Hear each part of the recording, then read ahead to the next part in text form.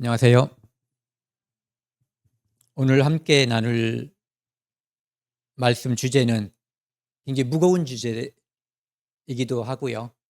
사망, 죽음이라는 주제로 함께 은혜를 나누도록 하겠습니다. 오늘 주제 말씀은 부활장이라고 하는 고린도전서 15장 말씀 중에서 26절 말씀입니다. 함께 같이 읽겠습니다. 맨 나중에 멸망받을 원수는 사망이니라. 함께 기도하시겠습니다. 하나님 아버지 감사합니다. 이 땅에 태어나서 살면서도 우리가 왜 이 땅에 태어났는지, 이 땅은 누가 만들었는지, 우리는 어디서 왔는지, 어디로 가는지 아무것도 알지 못하던 저희들에게 저희를 사랑하셔서 성경을 주시고 그 성경을 통해서 우리가 하나님의 소생이며 또한 예수 그리스도를 통해서 하나님의 영원한 나라의 백성이 될 수 있음을 알게 해주시고 믿게 해주시니 감사드립니다. 오늘 죽음이라는 주제로 하나님의 말씀을 상고합니다. 이 시간 처음부터 끝까지 함께해 주셔서 하나님의 거룩한 뜻만이 나타날 수 있도록 인도하여 주옵소서. 이 모든 말씀 우리를 사랑하시는 예수 그리스도 이름으로 감사하며 기도드렸습니다. 아멘. 원수라는 게 여기 나와 있는데요. 저는 예전에 저희 아버지가 살아계실 때 어렸을 때부터 외놈은 원수다, 공산당도 원수다 이런 얘기를 수도 없이 반복해서 듣고 자랐어요.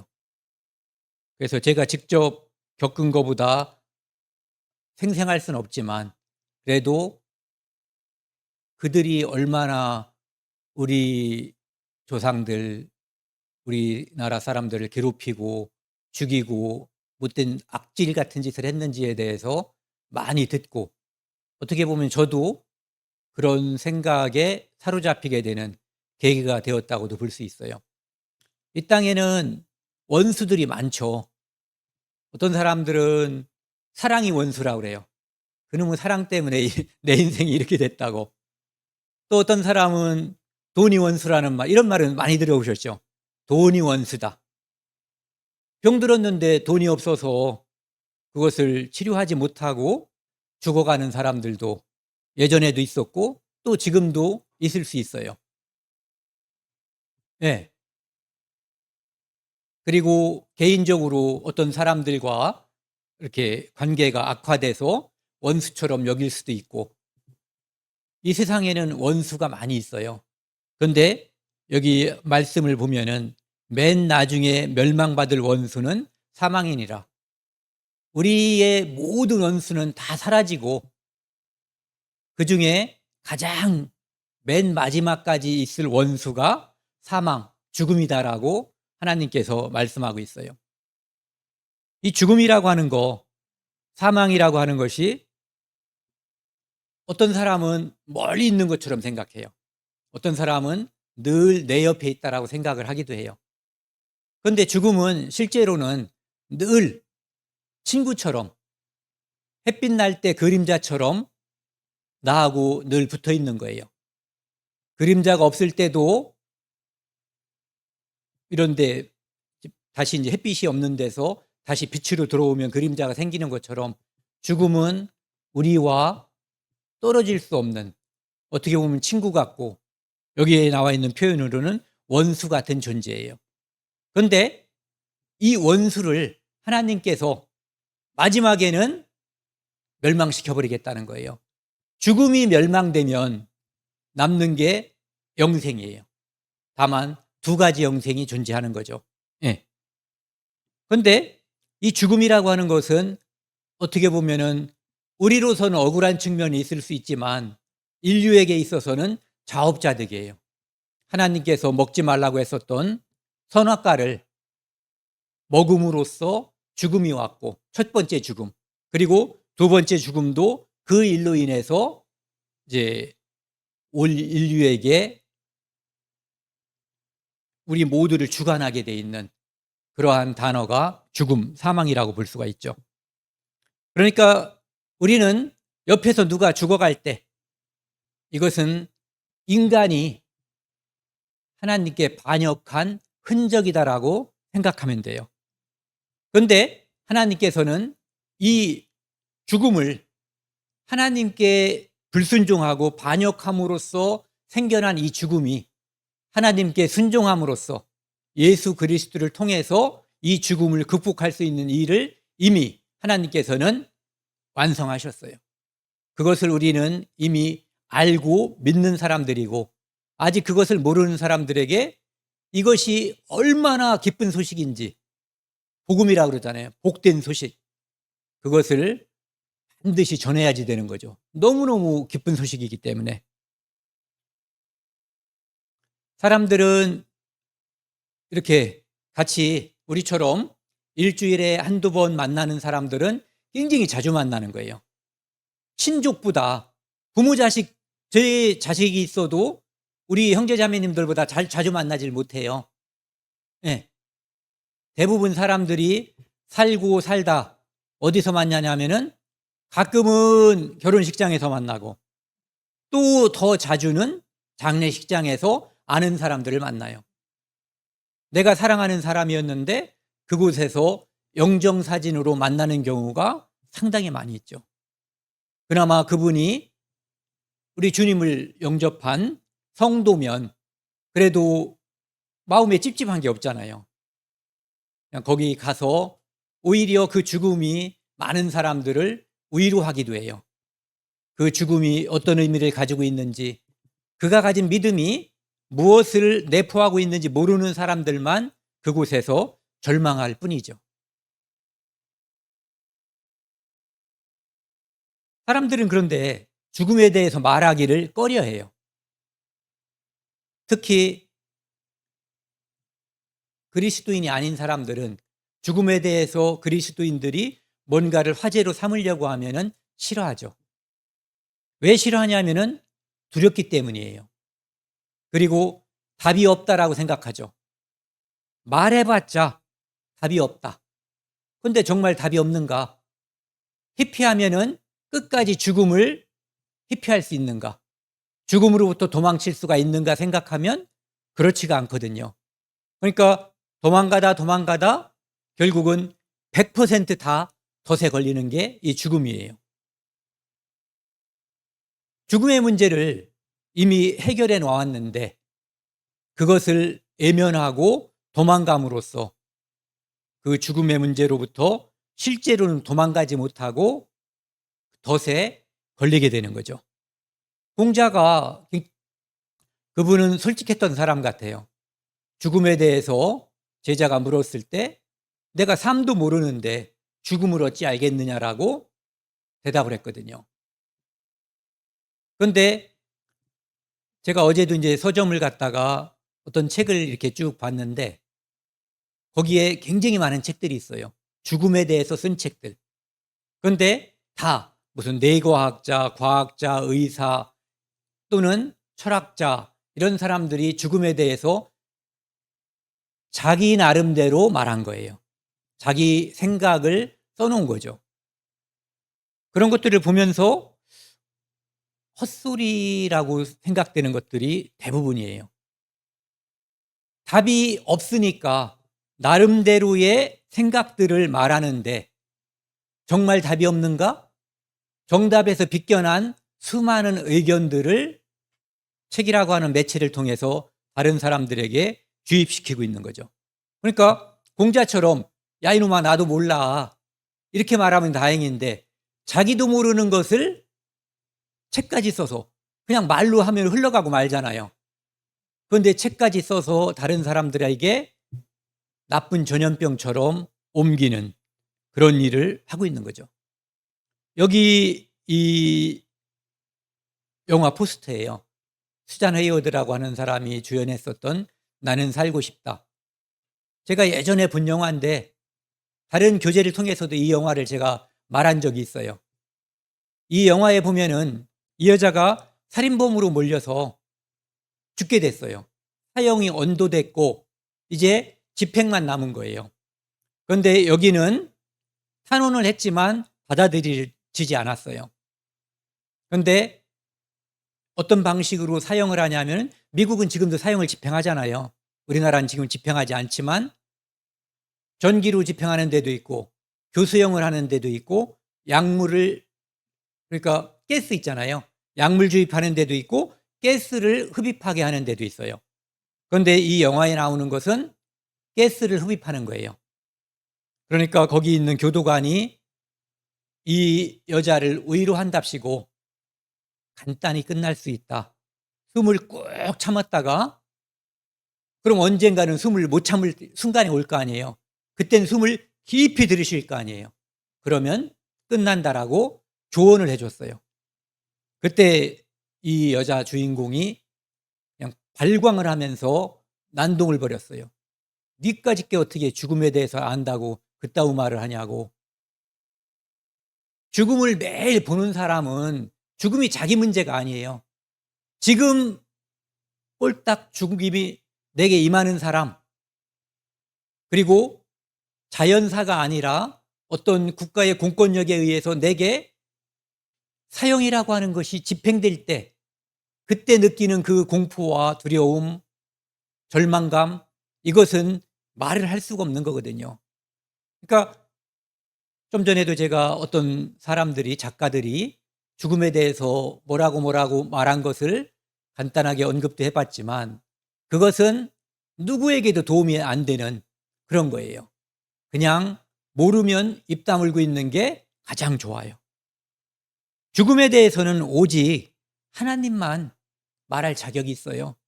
그분은 생명의 원천이시고 그분이 죽음의 주관자예요. 그분이 말하는 것이 답이고 그분이 기록한 성경이 죽음에 대한 유일한 정답이에요. 참 이상하다. 사람들은 살면서 미래에 대해서 꿈을 꾸고 살아가죠. 그런데 그 꿈들 중에 불확실한 것들이 대부분 여기 나와 있는 것처럼 나는 직업적으로 직장에서 성공을 할 것인가? 나는 좋은 배우자를 만나서 결혼에 성공할 것인가? 이런 것들에 대해서 확률이 어느 정도 될까요? 성공의 확률 매우 낮잖아요. 그런데 그런 것들에 대해서는 많은 지침을 얻으려고 노력한다는 거예요. 그러니까 쉽게 말해서 인생 서적, 우리는 어떻게 살 것인가에 대한 서적들을 읽고 그런 강의도 듣고 한단 말이에요. 왜? 도움이 돼서 내가 좀 더 좋은 직장에서 성공하고 싶고 좋은 배우자를 만나서 행복하게 살고 싶기 때문에, 그리고 자식도 잘 키우고 싶기 때문에. 그런데 그런 것들은 성공을 보장할 수 있는 것은 아니라는 거죠. 그런데 당신의 일생에 사랑을 찾게 될 것이라고 누가 말할 수 있겠는가? 성공할 가능성이 낮다는 얘기예요. 하지만 이런 일들은 아무도 보장할 수 없지만 파란 글씨 한번 같이 읽겠습니다. 죽음만큼은 누구에게나 평등하게 보장돼 있다. 100%라는 거예요. 이거야말로 누군가의 정답을 알고 있는 사람의 지침을, 조언을, 도움을 받아야 되는 거예요. 왜 우리는 죽음에 대해 준비하지 않는가? 이유는 우리 인생에서 단 한 가지 확실한 결론인 죽음에 대해서 왜 터놓고 이야기하지 않는가? 참 아이러니죠. 100%에 대해서 관심을 갖지 않는 것. 그리고 그것이 닥쳐왔을 때 절망하고 절규하면서도 거기에 관심을 갖지 않고 서로 대화하지 않는 것. 이것은 로댕이라고 하는 작가가 만든 지옥문이라고 하는 거예요. 여기에 글씨가 써여 있어요. 여기 들어오는 자 모든 희망을 버려라.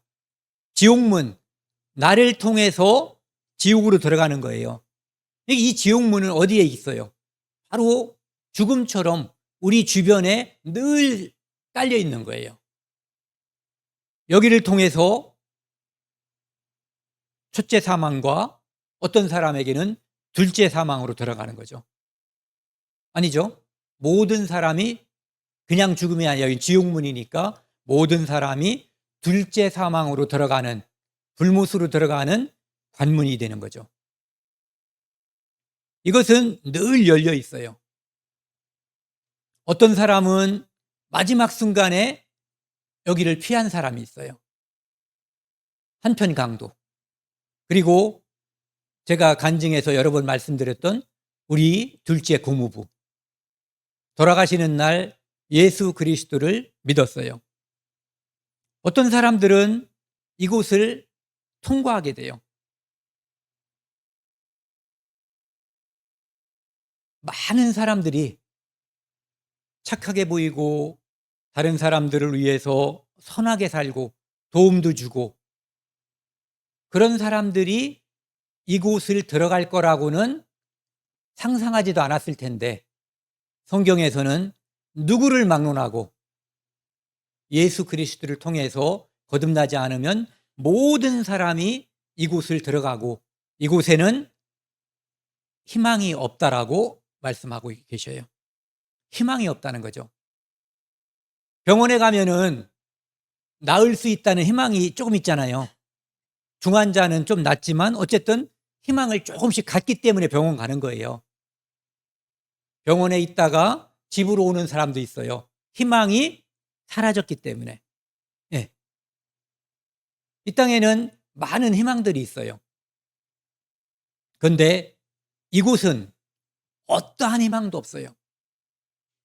아이들이 왜 이렇게 시간이 안 가냐 그러죠. 우리 어머님들은 왜 이렇게 시간이 잘 가냐고 할 거예요. 저도 왜 이렇게 시간이 잘 가는가 느껴져요.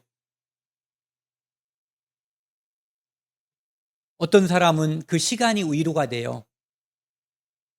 그런데 이곳은 시간도 없는 영원한 곳이에요. 그래서 어떠한 종류의 희망도 단 하나의 신라 같은 희망도 없는 곳, 그곳이 바로 지옥을 통과한 곳이에요. 네. 그곳에 이것이 이제 우리가 흔히 알고 있는 생각하는 사람이라고 하는 조각이죠. 여기서 무엇을 생각할까? 지옥문을 내려다보면서 요거거든요. 그러니까 지옥문을 내려다보면서 생각하고 있는 한 남자가 있어요. 이런 생각을 해볼 수 있을 것 같아요. 나는 누구인가? 나는 어디서 왔고 어디로 가는가?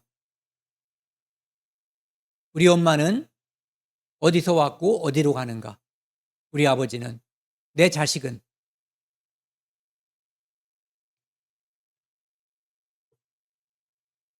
나는 누구인가? 하나님과 나와의 관계에 대해서도 생각해 볼 수 있는 순간이 저곳일 것 같아요. 그리고 최종적으로 나는 어디로 가는가? 이 사람은 들어간 사람이 아니니까요.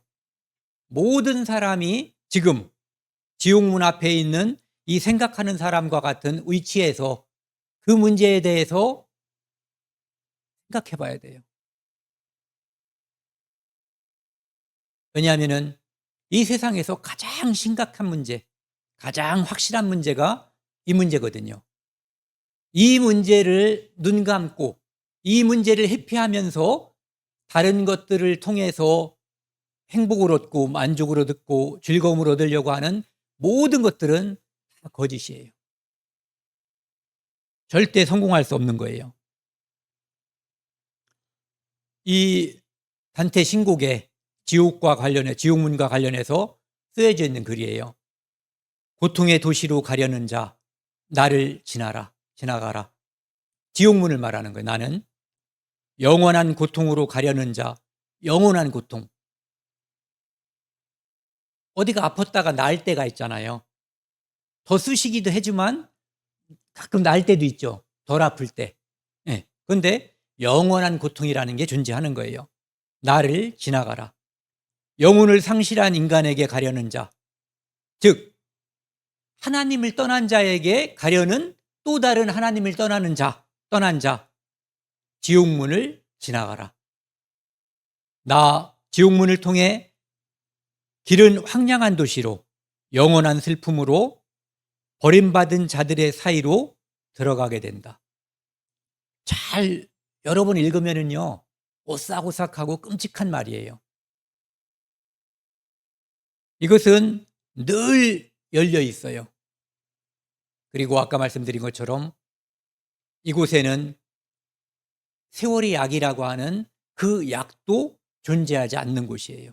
영원한 곳, 영원한 고통, 그 다음에 영원한 슬픔. 여기서 누구를 미워하겠어요? 이 땅에서 살았던 원수를 미워하겠어요? 자신을 미워할 거예요.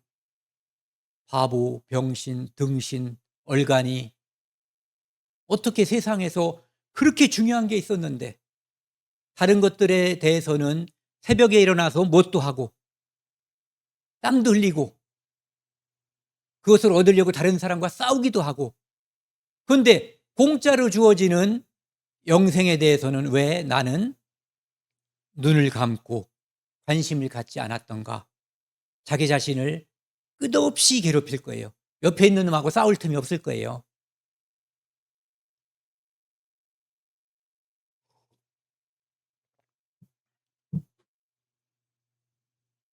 이곳은 어제가 오늘이고 오늘이 내일이에요. 시간이 정지되어 있기 때문에 영원한 곳이죠. 이 죽음에 대해서 말한 많은 사람들이 있는데, 이 에피쿠로스라고 하는 사람이, 이 사람은 유명한 사람이잖아요. 철학에서는 뭐 알아주는 사람이거든요. 같이 한번 읽어보겠습니다. 내가 살아있는 동안 죽음은 내 곁에 없고 내가 죽는다면 내 자신이 존재하지 않기에 두려워할 대상이 아니다. 뭐가? 죽음이. 이게 엄청나게 연구해서 짧게 자기 생각을 다른 사람에게 전파하려고 기록해서 지금부터 2300년 전쯤에 살던 사람이 말한 것이 오늘날까지 전달되고 있는 거예요. 이 말을 수많은 사람들이 옮기고 옮겨서 저처럼 또는 다른 목적으로, 제가 옮기는 목적과 그 사람들이 옮기는 목적이 달랐을 수 있죠. 어쨌든 이 말은 자기 자신에 대해서 무지하고 하나님에 대해서 무지하고 무식한 결과에 다름 아닌 거죠. 에피쿠로스의 역설이라는 게 있어요. 쉽게 말해서 하나님을 조롱하는 말이에요. 그런 조롱을 하니까 아까 같은 그런 결과, 그런 엉뚱한 생각, 대먹지 않은 생각의 결론을 도출하는 거예요. 신은 악을 없애려 하지만 그럴 수는 없는 것인가? 그렇다면 신은 무능한 것이다. 악을 없앨 수 없다면 무능하다는 거죠. 이것을 쭉 생각을 해보세요. 이걸 읽으면서 이 사람이 엄청난 똑똑한 사람이라고 알려져 있고 자기 스스로도 그렇게 생각했지만 얼마나 무지하고 무식한 인간인가를 생각을 해봐야 돼요. 그렇다면 그는 할 수는 있지만 하지 않고 있는 것인가? 하나님을 조롱하는 거죠. 그렇다면 그는 악이 선한 분이 아니라는 거죠. 악의를 갖고 있는 것이다. 그렇다면 그는 능력도 있고 없애려 하기도 하는가? 능력은 있는데 없애려 하는가? 이런 얘기예요. 그렇다면 악이 어떻게 있을 수 있는가? 능력도 있고 없애려는 의지가 있다면 악은 이미 소멸돼서 이 땅에 악이라고 하는 것이 없어야지 하나님이 존재한다는, 선이 존재한다는 의미가 아니겠는가, 이런 얘기죠. 그렇다면 그는 능력도 없고 없애려 하지도 않는가? 무능하고 의지도 없는 그런 신이라면, 그렇다면 우리는 왜 그를 신이라 부르고 그를 존중해야 되는가? 의문 부호를 띄운 거죠. 이 말은 많은 사람들에게 지금도 2300~400년 전에 200~300년 전에 사람들이 이 사람은 하나님을 조롱했어요. 근데 지금도 이와 같은 논조로 많은 사람들이 성경과 하나님을 조롱하죠. 실제로는 자기 자신이 얼마나 불쌍한 존재인지, 얼마나 무식한 존재이고 무지한 존재인지를 모르기 때문에, 그래서 사람들이 그 말을 하는 거예요. 입을 닫으면 중간은 간다는 말. 예. 얘가 이런 말 안 했으면 이 사람이 이렇게 무식한 사람인 걸 우리가 어떻게 알겠어요. 말하고 글까지 써놨기 때문에 우리가 지금 이것을 알게 되는 거죠. 이 착각이라고 제가 제목을 붙여봤는데요. 많은 사람들이 죽음을 이제 뇌과학자라든지 의학자들이 이런 생각을 많이 가지고 있어요. 죽음은 깊은 잠에 불과하다. 죽음은 깊은 잠이 영원히 지속되는 것이다. 어제 밤중에 내가 깊이 잠들었을 때 아무것도 모르는 것처럼, 또는 마취된 상태에서는 내가 기억하지 못하고 아무것도 모르는 것처럼 죽음은 그런 것이다라고 정의를 내리는 거예요. 해가 서쪽으로 지는 것이 당연한 것처럼. 이게 왜 당연할까요? 하나님이 이 법칙을 만들었기 때문에 당연한 것이지, 쥐가 하나님이 멈추게도 할 수 있잖아요. 그렇죠? 뒤로도 가게 할 수 있는 분이에요. 죽음도 마찬가지다라고 생각하는 거예요. 그러니까 이 땅에서 성경을 통해서 진리를 발견하지 못하면 그가 IQ가 200, 300이 돼도 또 그 업적이 이 세상에 로켓을 달나라까지 보내고 뭐 온갖 것, 의학적으로 사람을 50년 사는 사람을 100년 살게 했다고 해도 그 사람은 무식한 사람일 뿐이에요. 왜?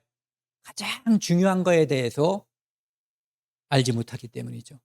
그리고 안다고 생각하기 때문이에요.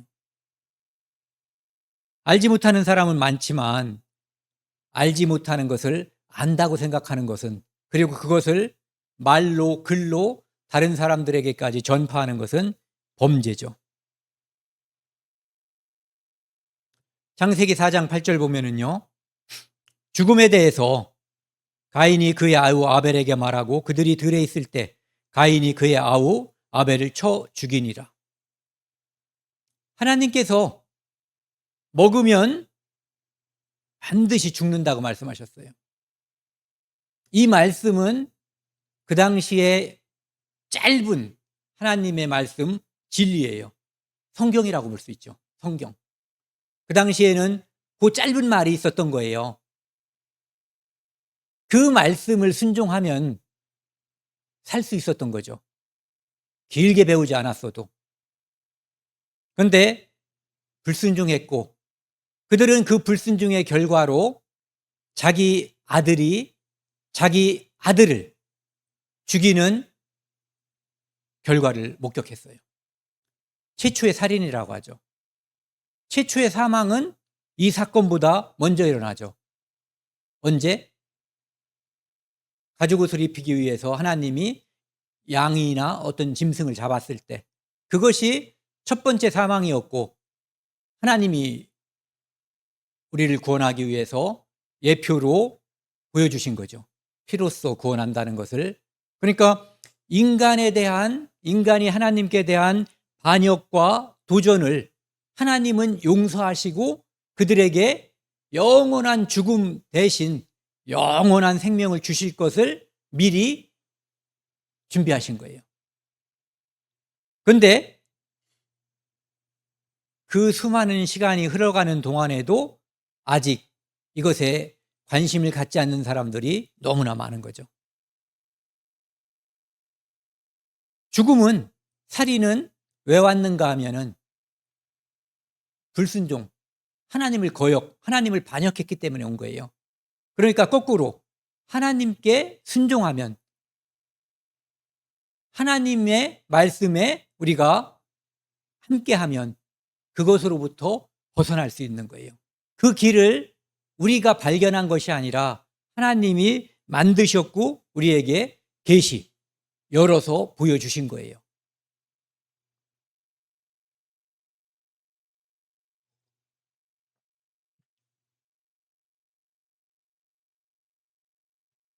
그리고 그 당사자인 아담은 930세를 살고 죽었다고 돼 있어요.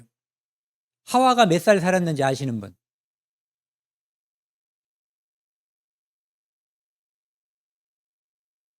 이런 질문은 재밌습니다. 답이 없으니까. 성경에서 말하고 있지 않아요.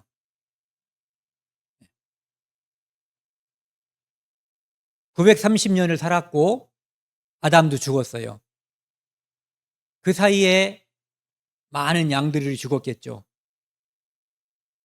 아벨이라고 하는 아들이 죽은 거 말고도 그들이 죄 지을 때마다 하나님께 뭔가 제물을 드림으로써 양을 포함한 뭔가 짐승들이 죽는 그런 일들이 벌어졌고, 그리고 그 반역의 당사자인 아담도 역시 930세 오래 살았지만 역시 죽음이라고 하는 하나님의 말씀이 그대로 실현된 거예요. 첫사람 아담으로 말미암아 이 땅의 모든 죽음이 시작된 거죠.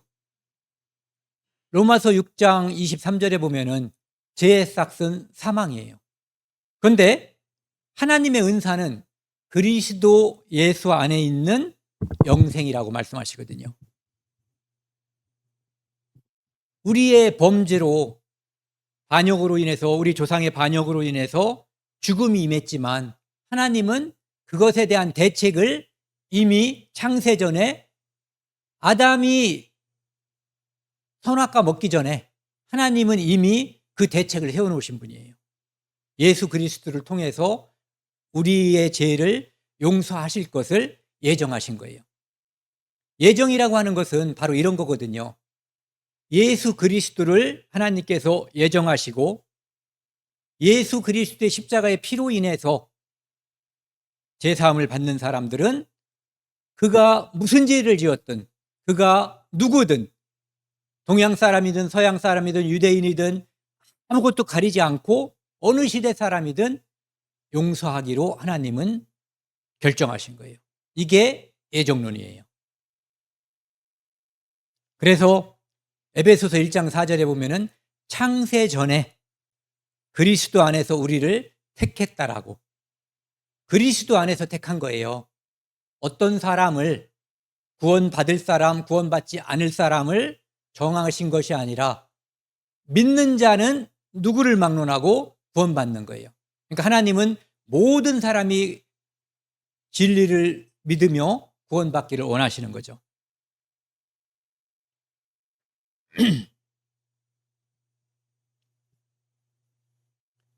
욥기 보면은요, 구약 시대에 살던 사람들이 죽음에 대해서 어떻게 생각하고 있는가를 우리가 짐작을 해볼 수가 있어요. 이 부분은 이제 수앗 사람 빌닷이 지금 자식도 죽고 재산도 날아가고 온몸에 피부병이 생겨서 아주 정말 삼중고가 아니라 십중고, 백중고를 겪고 있는 욥에게 와서 너 잘 생각해봐라. 네가 죄가 있으니까 하나님이 너를 치신 것이지 라고 계속해서 긁을 때 욥이 이제 대답을 하는 거죠. 내가 돌아오지 못할 땅, 죽음은 가면 돌아오지 못하는 곳이라고 그 당시 사람들도 알고 있었어요. 어둡고 죽음의 그늘질 땅, 어두운 곳. 하늘은 하늘 가는 밝은 길이 밝다라고 얘기하잖아요. 하늘나라는. 그런데 지옥, 죽음은 어둡고 그늘진 곳이라고 말하고 있어요. 땅으로 가기 전에 그리하옵소서.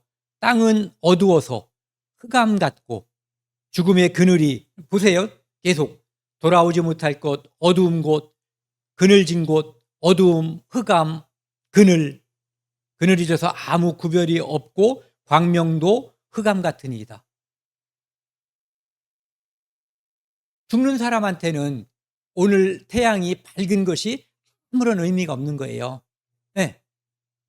그리고 요 밑에 말씀은 이제 욥의 반박에 대해서 빌닷이, 수아 사람 빌닷이 얘기하는 거죠. 그가 그 의리하던 장막에서 뽑혀서 무서움의 왕에게로 잡혀가고. 우리가 얼마나 이것을 애지중지해요. 이 육체, 내 몸. 그런데 거기에서 어느 날 내 영혼이 팍 뽑혀 나오는 거예요. 그리고 무서움의 왕에게로 잡혀가고, 이 무서움의 왕은 그 자체를 죽음이라고 볼 수가 있어요. 죽음 자체가 무서움의 왕이라고. 또는 저승사자와 같은 그런 것들이 우리를 확 끌고 간다라고 볼 수가 있는 거죠. 그러니까 죽음이라고 하는 것은 유쾌한 장면이 아니에요. 늘 그늘지고 두려움의 장면인 거죠. 왜? 죄의 결과인데 죄 지은 사람한테 그렇게 유쾌하고 즐거운 일을 교도소에서 벌여준다면 교도소 뻥 터질 거 아니에요. 많이 들어가가지고. 여기 보시면 이제 신약 시대에 예수님께서 이제 어떤 사람들에 대해서 이것은 예화가 아니에요. 실존하는 어떤 인물을 예수님은 알고 있기 때문에 그 사람들을 이야기해 준 거죠. 같이 한번 읽겠습니다. 불러 이르되 아버지 아브라함이여 나를 긍휼히 여기사 나사로를 보내어 그 손가락 끝에 물을 찍어 내 혀를 서늘하게 하소서. 내가 이 불꽃 가운데서 괴로워하나이다.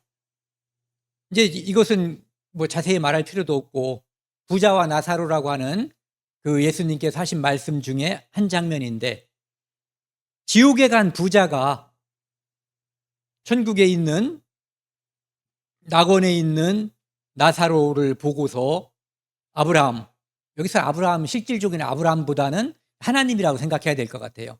하나님께 간청, 애원하는 거죠. 간절히 비는 거예요. 그리고 물을 한 모금만 혓바닥에 떨어뜨려 달라고. 그 손가락 끝에 물을 찍어 내 혀를 서늘하게 하소서. 내가 이 불꽃 가운데에서 괴로워하나이다. 이것은 음부라고 표현되어 있지만 실제적으로 이곳에 가는 사람은 영원한 불못이라고 하는 둘째 사망에 자동으로 가게 돼 있는 거거든요. 그렇기 때문에 그냥 지옥, 둘째 사망이라고 봐도 내용상 아무 문제가 없어요. 그러니까 죽음이라고 하는 것은 이 땅에 태어나는 모든 사람에게 임하는 거예요. 그 예의를 인정한 것이 에녹과 엘리야 두 사람이 있었어요. 그런데 진짜 중요한 것은 이 첫 번째 사망, 이것이 아니라 둘째 사망, 바로 이 부자가 가서 이 불꽃 가운데서 괴로워한다라고 하는 이곳이 바로 진짜 사망인 거거든요. 죽음이 죽는 곳, 불꽃 가운데서 영원히 고통받는 곳, 이곳이 있다는 거예요. 이곳에서 영생하도록 누군가는, 예수 그리스도를 믿지 않는 자는 이곳에서 영생하는 거예요. 그래서 그것을 영멸이라고도 하죠. 왜? 살아있지만 멸망받은 존재들과 같다라는 의미에서요. 그래서 거듭나지 않으면 이곳에 모든 사람이 다 가는 거예요. 계시록 20장 13절에서 15절 말씀을 보면은요, 이때는 이제 마지막 심판 때에 설 때를 말하는 거거든요. 바다가 그 가운데서 죽은 자들을 내주고 또 사망과 음부도 그 가운데서 죽은 자들을 내주매 각 사람이 자기의 행위대로 심판을 받고 사망과 음부도 불못에 던져지니 이것은 둘째 사망 곧 불못이라. 누구든지 생명책에 기록되지 못한 자는 불못에 던져지더라. 사람들은 바다에서 빠져 죽을 수도 있죠. 어떤 사람은 화재에서 타 죽을 수도 있어요. 어떤 사람은 조용히 죽어서 매장되기도 하고 화장되기도 해요. 그런데 이때 이 심판 때에는 그 모든 죽음의 사연들을 다 뒤엎고 사망을 없애버리는 거예요. 바다에서 죽은 자도 살려내고 불에서 탄 자도 살려내고 무덤 속에서 썩은 자도 살려내고 화장된 사람도 하나님이 육체를 다 주시는 거예요. 그래서 그 다음에 심판을 하는 거예요. 영혼이 가는 것이 아니라 영혼과 육체가 결합돼서 가는 곳이 지옥이에요. 여기 보시면은 사망과 음부도 불못에 던져지니, 사망이라고는 하는 게 있잖아요. 우리가 첫 번째 사망이라고 하는 것, 모든 사람이 죽는 거, 이제 죽는 게 없어진다는 거예요. 그리고 사람들이 죽어서 임시로 가 있는 지옥이라고 보는 음부도 이제 없어진다는 거예요. 지옥의 실체가 드러나는 거예요. 그곳으로 다 들어가게 되는 거죠. 그래서 그것이 둘째 사망 곧 불못이라. 누구든지, 15절 같이 읽겠습니다. 누구든지 생명책에 기록되지 못한 자는 불못에 던져지더라. 누구든지예요. 착한 사람, 이쁜 사람, 돈 많은 사람, 잘 배운 사람, 높은 사람, 이거 구분이 없이 생명책에 기록되지 못한 사람, 다른 표현으로 하면 거듭나지 않은 사람, 자기 죄를 가리움을 받지 못한 사람, 그 사람은 불못에 던져지는 거예요. 그리고 영원히 그곳에서 불로서 소금치듯 하는 그 삶을 사는 거예요. 아까 지옥문에 빨간 글씨로 여기에 들어오는 자 모든 희망을 버려라. 거기는 시간이 없기 때문에 얼만큼 지나면 해방된다라고 하는, 또는 얼만큼 지나면 죽는다라고 하는 그런 것이 없는 곳이에요.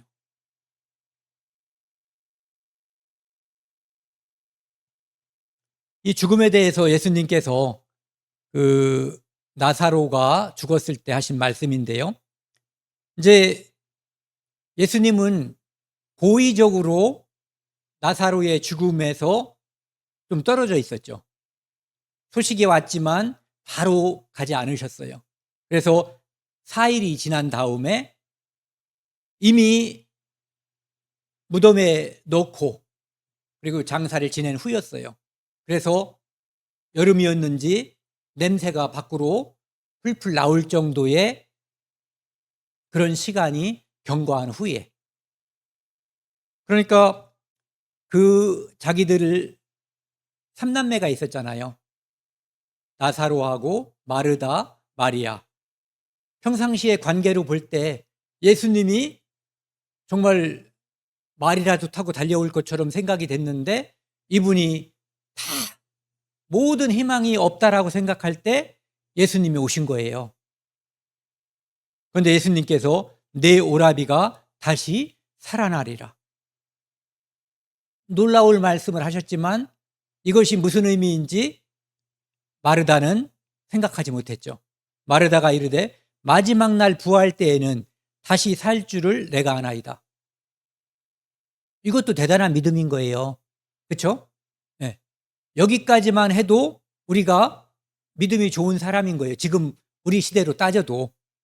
예수께서 이르시되, 같이 읽겠습니다. 나는 부활이요 생명이니 나를 믿는 자는 죽어도 살겠고 무릇 살아서 나를 믿는 자는 영원히 죽지 아니하리니 이것을 내가 믿느냐. 이르되 주여 그러하이다. 주는 그리스도요 세상에 오시는 하나님의 아들이신 줄을 내가 믿나이다. 나는 부활이요 생명이니. 예수님이 부활이고 생명인 거예요. 이분이 생명의 근원이신 분이에요. 죽음도 이 앞에서는 의미가 없는 거예요. 또는 어떤 죽음은 그 앞에서 영속할 수가 있어요. 이분은 죽음의 주관자예요. 삶의 주관자이면서 죽음의 주관자죠.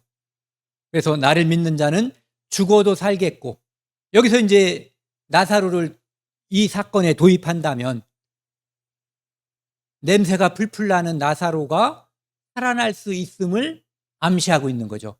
물론 지금 마르다는 그것까지는 기대하고 있지 않지만요. 그래서 무릇 살아서 나를 믿는 자는 영원히 죽지 아니하리니 이것을 내가 믿느냐. 우리한테, 지금 나 자신한테 이 질문을 던져봐야 돼요. 무릇 살아서 나를 믿는 자는 영원히 죽지 아니하리니 이것을 내가 믿느냐. 우리 안에 하나님의 영, 성령이 오셨잖아요. 그래서 우리는 지금 살아서 나를 믿고 있고 우리는 이미 영생에 들어가 있는 상태인 거예요. 우리 육체는 죽을 수 있지만 그 죽음은 사실은 나중에 둘 중에 하나로 바뀔 수가 있는 거죠. 하나는 부활이라는 이름으로, 만약에 우리가 육체를 가지고 예수님 오실 때까지 살아있다면 변화라는 이름으로 영생에 참여하게 되는 거예요. 그래서 대답을 보면은 주는 그리스도요. 그리스도는 구세주라고도 하고 메시아라고도 하는 거거든요. 그는 누구냐면은 세상에 오시는 하나님의 아들이신 줄 내가 믿나이다. 세상에 오시는 하나님의 아들은 자기 몸을 십자가에 버려서 피 흘려서 모든 인류를 구원하기 위해서 오신 구세주예요. 예수, 자기 백성을 그들의 죄에서 구원할 자, 그것을 믿고 있다는 얘기죠. 그래서 우리는 이 당시에 마르다나 마리아보다 더 많은 성경적인 지식을 갖고 있고 더 많은 믿음을 갖고 있는 세대예요. 그리고 영광스럽게도 우리는 첫 번째 죽음은 우리를 쓰러뜨릴 수 있어요. 하지만 이미 우리 안에 부활이시고 생명이신 예수님이 영이 들어와 있기 때문에 우리는 둘째 사망이 우리를 주관하지 못해요. 거기로부터는 완전히 해방된 그런 영광스러운 존재들인 거죠. 죽음에 대한 평가를 어떤 사람들은 끝. 죽음은 끝인가요? 어머님, 죽음은 끝인가요? 끝이 아니죠. 어떤 사람은 죽음은 끝이라고 그래요. 마귀가 속이는 거예요. 결코 죽지 아니하리라 이렇게 얘기했는데 사람이 죽어가니까 이제 그거 가지고는 속일 수가 없잖아요. 죽음은 끝이야. 천국도 없고 지옥도 없어라고 작전을 바꾼 거예요. 그리고 이 작전은 굉장히 유효하게 지금까지 사람들을 속이고 있어요. 그런데 이 죽음은 시작이기도 해요. 어떤 시작? 새로운 세계에서의 시작. 아까 그 거지였던 나사로가 여기 어디죠? 낙원에서 살아나는 첫날. 그리고 한편 강도가 낙원에서 살게 되는 첫날이 죽음의 날이에요. 우리도 언젠가 만약에 죽는다면 그날이 하나님 나라에서의 첫날이 되는 거예요.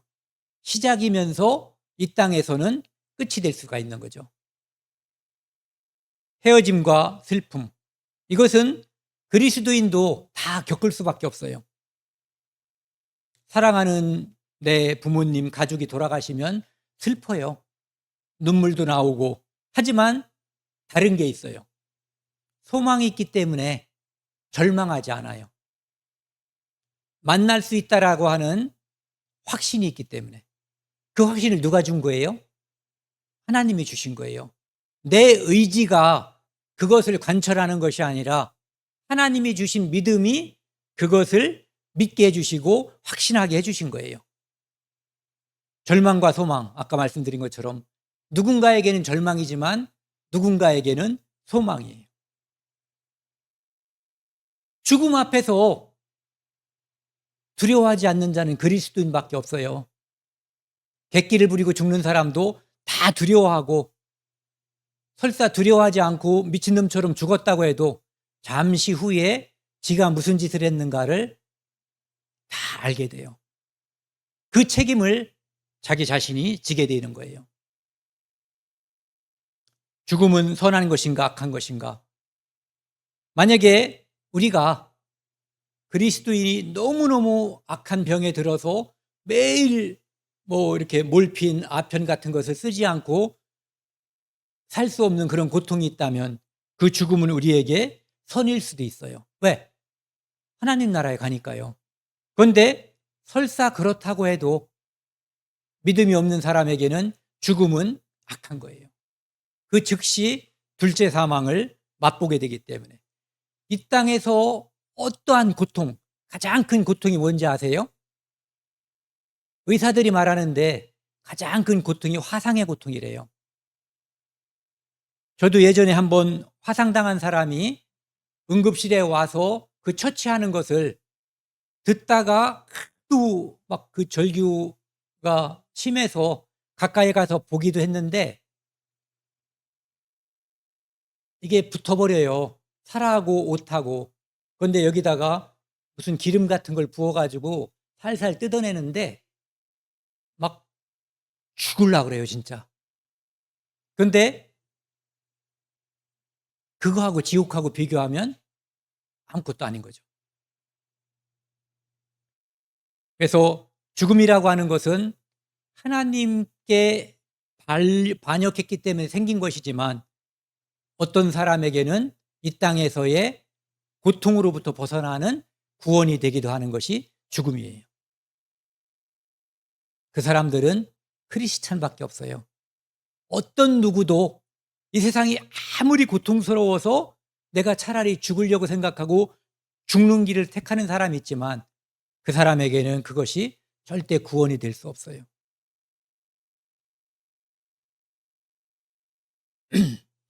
우리의 마지막 순간은 어떤 모습일지 한번 생각해 봤으면 좋겠어요.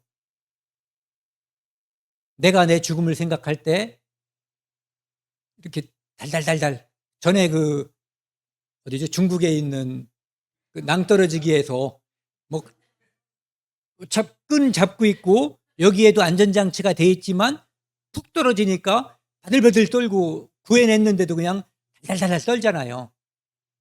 그런 모습일지 아니면 이제 내가 나를 위해 예수님이 말씀하셨잖아요. 너희를 위해 예비한 처소가 많다라고. 우리를 위해 준비한 그곳이 있어요. 그것을 생각하면서 이 땅에 아쉬움이 많이 있어요. 가족들도 있고 사랑하는 사람들이 있기 때문에. 하지만 그들도 곧 만날 거고. 그래서 이렇게 웃음으로 이 죽음을 생각해 볼 수 있는 것인지 아니면 극도의 공포에 두려움에 떨 것인지 반드시 생각해 봐야 돼요. 그리고 나는 어떤 사람인지에 대해서 답을 반드시 얻어야 돼요. 전도서 12장 7절 같이 읽겠습니다. 흙은 여전히 땅으로 돌아가고 영은 그것을 주신 하나님께로 돌아가기 전에 기억하라. 누구를? 하나님. 창조주를 기억하라는 거예요. 창조주가 있잖아요. 이 땅에 모든 피조물이 있다는 것은 창조주가 있다는 뜻이에요. 이것을 누가 만들었겠어요? 저는 안 만들었어요. 이것을 만든 사람이 존재해요. 이까짓 것도 누가 만들었는데 죄송해요. 이까짓 게 아니라 이 정도도 만든 사람이 있는데 이 복잡한 이것도 자유로해하고 말도 할 수 있는 나를 만드신 분이 있고 이 우주의 모든 질서를 법칙을 좌우하고 있는 그분이 존재한다는 것을 우리가 알게 되거든요. 그래서 죽기 전에 흙은 여전히 땅으로 돌아가고 영은 그것을 주신 하나님께로 돌아가기 전에 반드시 창조주를 기억하라는 거예요. 이분을 기억한다는 것은 그분 앞에 피조물인 나를 기억하는 것이고 내가 누구인가를 알게 되는 거예요. 그러면은 나는 구원받아야 될 존재, 그분은 심판자고 나는 심판받아야 될 죄인이라고 하는 것을 알게 되는 거고, 그것을 알 때 우리는 간절한 마음으로 하나님께 기도하게 돼 있어요. 주여, 나를 불쌍히 여겨 주옵소서. 그것을 통해서 하나님의 예수 그리스도를 통한 구원을 마음속에 믿게 되는 거예요. 성령이 오게 되는 거죠. 그러면 둘째 사망, 불못을 우리가 면하고 영광의, 우리를 위해서 준비한 영광스러운 그곳을 우리가 예약하는 거예요. 그분이 예약해 주신 거예요. 나중에 그분한테 가면 그분이 내 자리는 여기라고 알려주실 거예요. 자유롭기 때문에 한 곳에 머물 이유는 없겠지만요.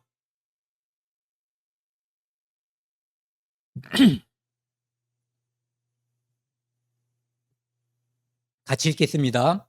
요한복음 17장 3절 말씀, 오늘 준비한 마지막입니다.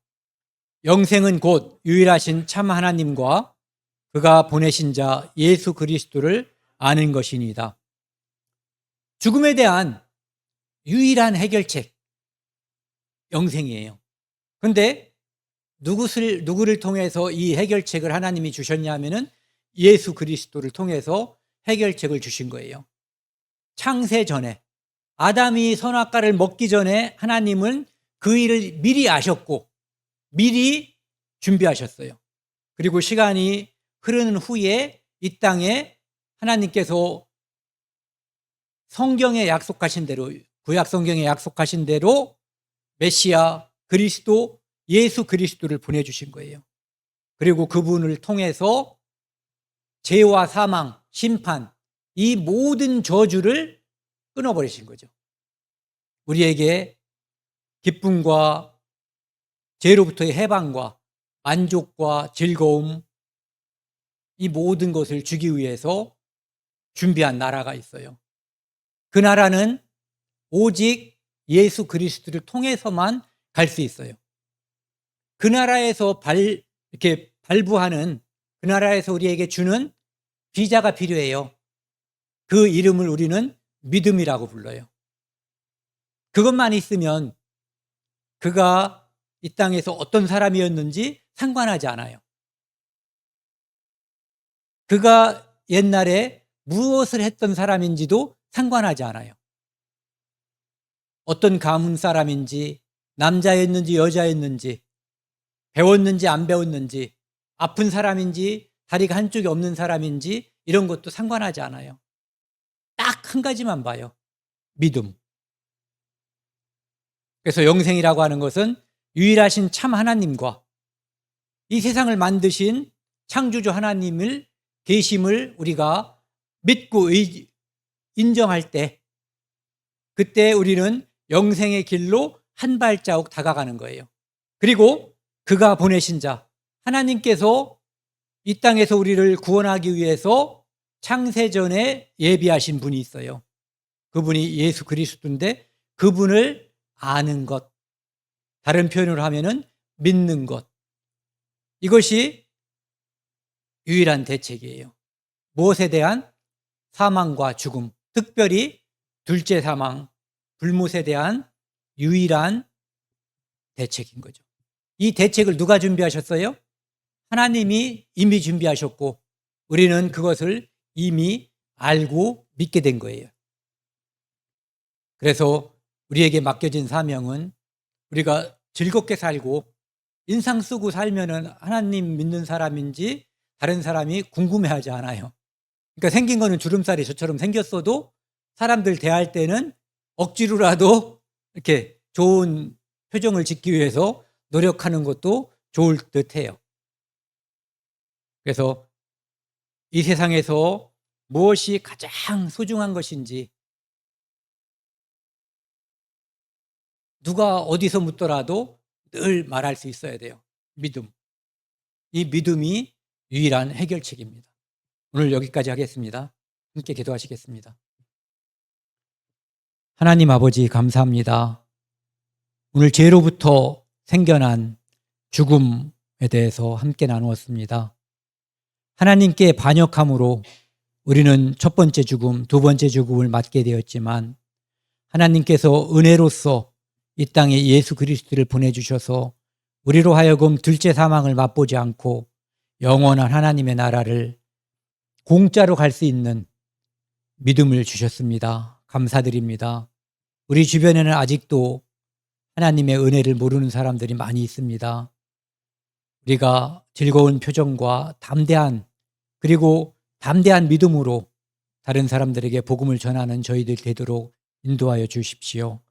이 모든 말씀 우리를 죄악에서 영원히 용서해 주신 예수 그리스도 이름으로 감사하며 기도드렸습니다. 아멘.